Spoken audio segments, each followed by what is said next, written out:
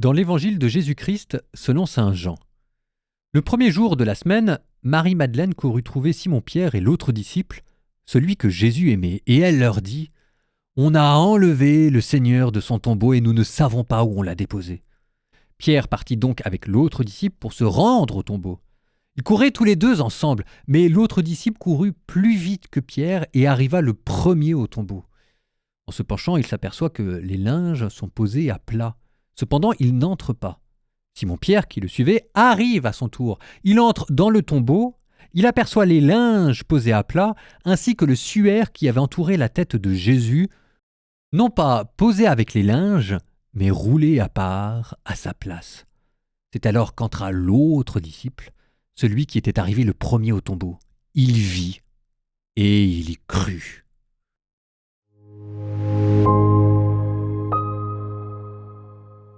Aujourd'hui, sans transition, Saint Jean. Alors pourquoi est-ce qu'on a mis là Saint Jean ? Là, j'avoue que je ne sais pas très bien.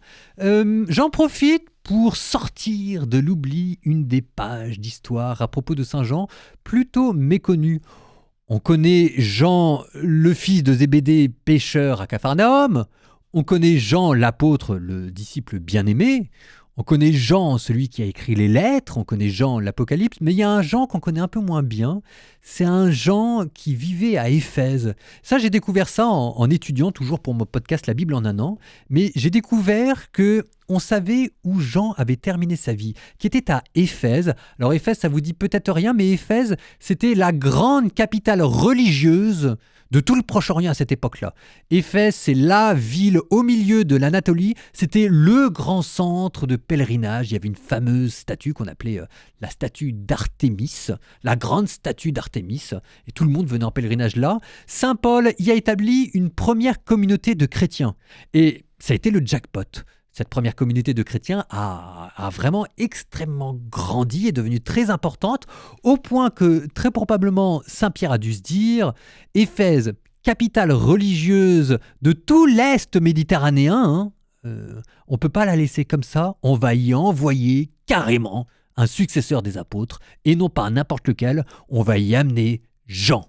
Et on sait que Jean a terminé sa vie à Éphèse. Ça, on le sait parce qu'il y a une lettre dans Irénée où on nous dit que l'apôtre Jean a terminé sa vie à Éphèse. Il était à Éphèse, on ne sait pas exactement ce qu'il faisait là-bas, mais probablement qu'il devait donner des enseignements. On pense que c'est là-bas qu'il a écrit, ou en tout cas que l'école qui se réclame de lui a écrit l'évangile, et que c'est là aussi d'où il a écrit les lettres. Puis il y a eu une persécution. Donc il a été pris ensuite dans l'île juste à côté en exil, Patmos. Là il a eu ses visions et en revenant à Éphèse, ou alors juste à Patmos, il a écrit là l'Apocalypse.